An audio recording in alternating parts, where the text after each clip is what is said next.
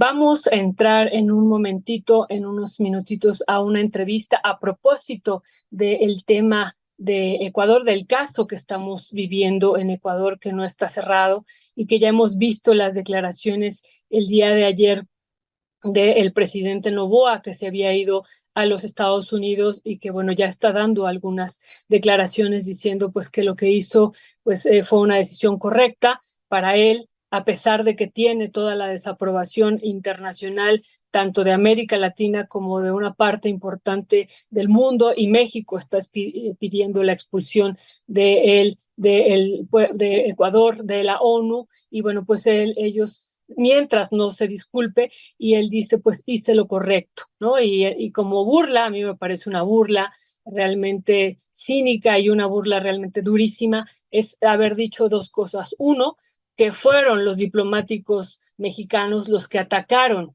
a los policías y al ejército. Vimos todos y todas cómo fue tratado pues el jefe de la Cancillería, Canseco, Roberto Canseco, cómo fue aventado al piso, cómo fue tratado dentro de las instalaciones de la embajada, y ellos dicen, y él dice en particular, que realmente fue este cuerpo diplomático el que agredió, cuando en los videos dicen completamente lo contrario. Y lo otro es como cierra esta entrevista diciendo, pues, o esta comunicación, pues yo invito a comer unos tacos o un ceviche al presidente López Obrador. Realmente eso es un insulto tremendo nuevamente para el pueblo mexicano, y lo sigue haciendo. Y bueno, pues me parece que esto de tener una disculpa pública está lejano, y también está muy lejano pues que después de este secuestro del ex presidente de Ecuador, pues sea realmente trasladado, que eso era lo que pensábamos en algún momento, ¿no? Él había sido aceptado como refugiado político en la embajada, y que, bueno, pudiera ser trasladado después a México siguiendo este proceso. Lo vemos difícil, está en una cárcel de máxima seguridad en Ecuador, y vemos pues esta posición el día de ayer del presidente Noboa, así es que lo vemos lejano. Pero bueno, vamos a tener una entrevista con otro tema, pero que nos parece muy importante en torno a Ecuador, sobre la situación que han estado viviendo diversos pueblos indígenas y diversos territorios en torno a los intereses mineros, que sabemos que también hay muchos intereses mineros en este territorio, y cómo han sido tratados por este actual gobierno de Noboa pues estos territorios y algunas organizaciones históricas indígenas, como por ejemplo como la Confederación de Nacionalidades Indígenas del Ecuador, la CONAIE, que fue una de las primeras que se pronunció en torno a este asalto de la embajada, diciendo que esto realmente pues era un acto fascista. Y bueno, pues ya tenemos aquí a la compañera Gabriela Ruiz. Muy buenos días. ¿Me escuchas, Gabriela?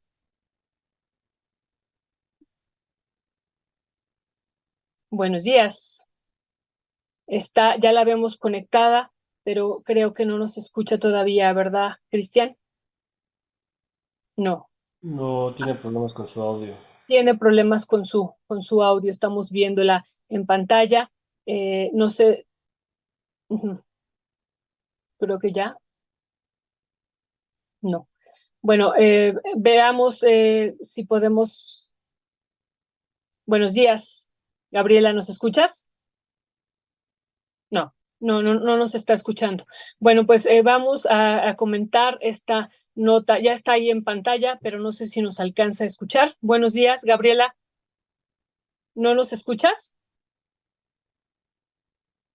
¿No nos escuchas?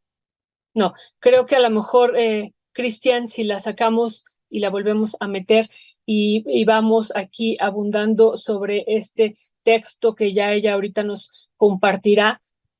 Pueblo Shuar Aratum en Ecuador amenazado por intereses mineros. Nos parece un trabajo muy, muy importante que se está publicando en pie de página. Se ha publicado este fin de semana, e insistimos, pues es todo este contexto en torno pues a los territorios mineros que hay en el Ecuador, pero en torno a un espacio en particular, y en lo que ella vuelve, ya está conectada, sigue conectada, pero creo que no nos escucha, entonces habrá que esperar en lo que Hola, ella... Hola, ¿nos escuchas, sí, Gabriela? gracias. Ya te escuchamos, muy bien. Muy buenos días, Gabriela, ¿cómo estás?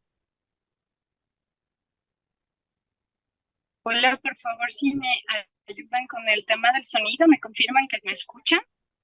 Sí, te estamos escuchando, ¿tú nos escuchas? No, no nos está escuchando, Cristian. Estamos teniendo ese... Les escucho muy bajito, de hecho. Ajá, nosotros te escuchamos bien, Gabriela. ¿Será problema del volumen? ¿Será problema de la conexión? No sé, no sé qué sea, pero te escuchamos perfectamente bien. No sé si nos puedes compartir, Gabriela, esta investigación que ustedes están haciendo y que está siendo publicada en pie de página en torno a esta amenaza de los intereses mineros al pueblo Shuar en Ecuador. ¿Qué decir sobre esto, Gabriela? Ojalá y nos estés escuchando. Muchas gracias, saludos desde Quito, Ecuador. Nosotros nos encontramos atravesando una situación difícil en cuanto a la seguridad y los eventos ocurridos entre el 12 y el 13 de abril en las comunidades del pueblo Shuar son alarmantes porque hemos venido atestiguando además el incumplimiento de la consulta previa, libre e informada a la que tienen derecho los pueblos, en donde se presume que existen recursos naturales de explotación para el Estado ecuatoriano. Ese ha sido el caso de los comuneros de Palo Quemado y Las Palmas. Fueron 72 personas quienes se criminalizaron, acusándolas una de las mineras de ser terroristas, cuando fue el mismo gobierno quien dirigió fuerzas de seguridad policiales de este territorio, unidad, y de esa forma fue que lo sometieron al punto de tensión en donde pretenden sacar la autorización para la explotación de oro y cobre, al igual que está sucediendo en el territorio Shuar. Aquí, en cambio, los protagonistas son las empresas mineras internacionales desde Canadá. Ellos han hecho un pacto, han firmado un convenio con el ministerio, perdón, con el gobierno del Ecuador, y sin hacer una consulta previa, libre e informada, lo que han intentado es apropiarse de estos territorios sin la menor consulta.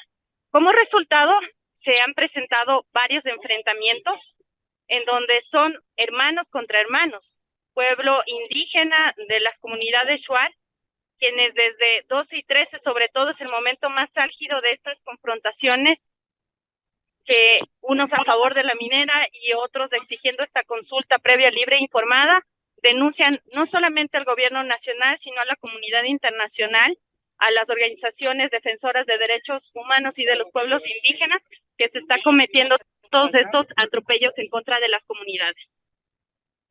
Gracias, Gabriela. ¿Cuál ha sido la política desde el gobierno ya de Noboa en torno a la minería? Hemos visto algunas denuncias, en particular de la CONAIE, en torno a un cambio, si bien es cierto que ya venían haciendo esta denuncia, pero ven ellas un cambio y una amenaza mayor en torno a estas empresas transnacionales a las que tú haces también referencia aquí en este texto.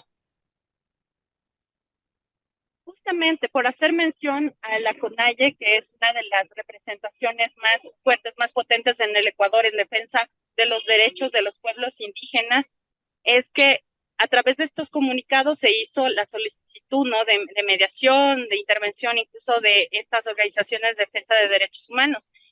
¿En qué consiste esta denuncia? Además, en hacerle notar a la comunidad internacional que los hechos ocurridos como invasión en la Embajada de México son las mismas prácticas de violencia y de respeto, ¿no?, a la normativa, inconsultas con los pueblos, las que se están cometiendo en estas comunidades. Así como se violentó la soberanía, así como se faltó a la normativa diplomática internacional, se está ahí respetando la normativa que a nivel local en Ecuador protege a los pueblos y nacionalidades, pero que también de manera internacional, siendo pueblos, muchos de ellos también en situaciones adversas o de aislamiento, deben contar con la protección de parte del Gobierno Nacional del Ecuador. Y es lo que no está ocurriendo. Se está garantizando con el pie de fuerza, tanto de policía y de militares, más bien los intereses de las empresas de explotación tanto de petróleo y de minerales.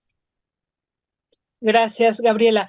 Hay una parte que ya nos estabas platicando ahorita, pero que donde profundizas más en el texto, donde señalas directamente al presidente Daniel Noboa promocionó al Ecuador como destino minero para explotar oro y cobre, pero tú señalas muy bien cómo no se está respetando ante esta promoción que está haciendo el gobierno de Daniel Noboa, no se está respetando el convenio 169 de la OIT y además el artículo 57 de la Constitución del Ecuador. ¿Podrías profundizar un poco más al respecto sobre esto, Gabriela? Porque me parece que también pues, nos identificamos en varios contextos y en varios momentos históricos con estas declaraciones que tú estás haciendo y con este reclamo a la violación de este convenio 169 y a el artículo 57 de la Constitución del Ecuador.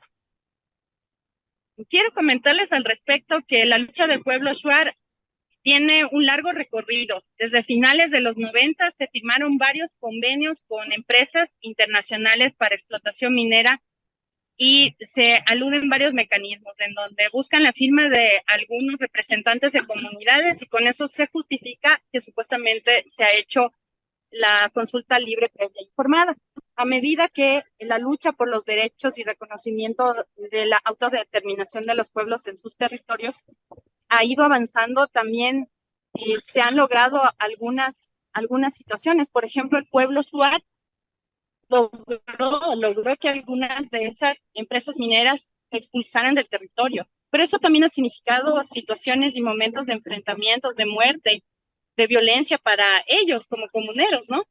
Y esto es el punto al que nos lleva el contexto del 2024, después de que los gobiernos de Lenín Moreno, de Guillermo Lasso, no solamente que empiezan a desconocer la normativa vigente, sino que están haciendo continuamente la renovación y luego la intensificación de estos convenios con los intereses internacionales, hasta que en este punto, en una crisis económica y en una crisis de seguridad, las fuerzas de policía no se emplean precisamente para el combate al narcotráfico. Lo que hemos visto como periodistas y como escuchando los testimonios de la gente en estas comunidades es que fueron escuadrones de policías y militares que llegaron en comunidades donde no rebasan, como ustedes ven a veces, las 100, 200 personas.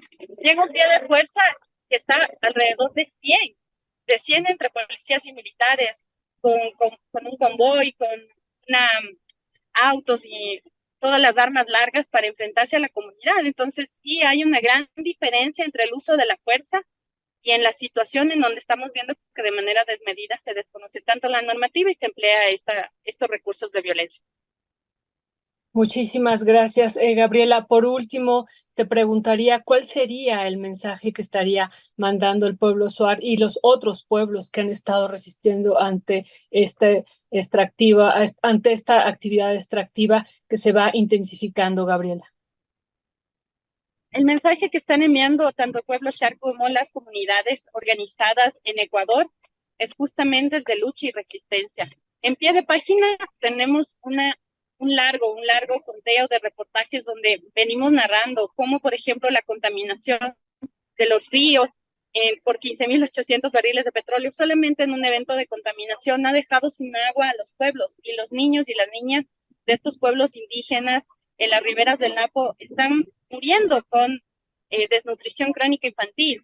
Entonces, muchos de esos recursos que te están pidiendo supuestamente para el combate de la guerra contra el narcotráfico, y sé que el pueblo mexicano no se entiende porque ya lo han vivido, lo han sufrido, se emplean en la guerra y no para las cosas importantes y urgentes que son, por ejemplo, la atención de la niñez, proveer de agua, de salud, de servicios, de educación a la gente que más lo necesita. Así que la lucha del pueblo, tanto de los shuar como de las comunidades, continúa en pie de lucha con el gobierno que no los escucha y que no está garantizando la normativa vigente. Y a todos ustedes les queremos pedir también que lean estos reportajes que se encuentran publicados en pie de página, donde se dan cuenta que es una lucha que lleva lleva años y en donde muchos pueblos también indígenas que se encuentran apostados a lo largo de Latinoamérica están llevando frente a los intereses hegemónicos. En este año solamente se firmaron varios documentos PAC con Estados Unidos para que sin ninguna también consulta a la Asamblea Nacional del Ecuador, que es el poder legislativo que debería lograr el equilibrio con el Ejecutivo, pues simplemente se da paso a esos convenios sin mayor consulta tampoco a los representantes del pueblo en esta Asamblea Nacional, y con eso en realidad se está golpeando la soberanía del Ecuador y de los ecuatorianos. Muchas gracias, Gabriela Ruiz. Invitamos al público de Momentum que pueda consultar este trabajo que se está publicando, que se publicó este fin de semana en pie de página, y como dices, hay otros trabajos previos muy importantes en torno a esta industria extractiva. Y bueno, también decir que este trabajo, que es autoría tuya, también cuenta con unas fotos importantes del Frente Nacional Antiminero, que nos muestra también partes de estas realidades que se están viviendo en Ecuador y frente a esta extracción y también frente a esta resistencia que se está haciendo. Muchísimas gracias, Gabriela, y te estaremos buscando en otro momento para seguir analizando pues estos temas que realmente nos importan mucho en toda América Latina. Un abrazo y que tengas un buen día hasta allá, hasta Ecuador. Muchas gracias, un abrazo fuerte desde Quito, Ecuador. Gracias, Gabriela. Lindo día. Pues bueno, acabamos de escuchar de viva voz a Gabriela Ruiz con este texto Pueblo Shuar Aratum en Ecuador amenazado por intereses mineros, y como decía Gabriela, hay otras publicaciones que dan cuenta en pie de página de este interesante trabajo que ha venido realizando, y que esto último realmente nos toca, ¿no? Nos toca, dice Gabriela, pues también la presencia del crimen organizado, de grupos del narcotráfico vinculados también pues a estos territorios, hacen más complejo. No solamente estamos hablando del ofrecimiento por parte del presidente Noboa al resto del mundo del oro y de este otro recurso natural que hay en Ecuador, sino también estamos hablando ya ahora de la presencia pues de estos otros grupos que están ahí, los grupos del crimen organizado que están presentes, y entonces decimos eso hace más complejo el escenario, más allá de que ya es muchísimo decir, ¿no? Si los gobiernos hacen o no una consulta libre, previa, informada y culturalmente adecuada en territorios habitados por poblaciones indígenas que no lo hacen, ¿no? Pero ahora se agrega este otro elemento. Pues le agradecemos mucho a Gabriela Ruiz.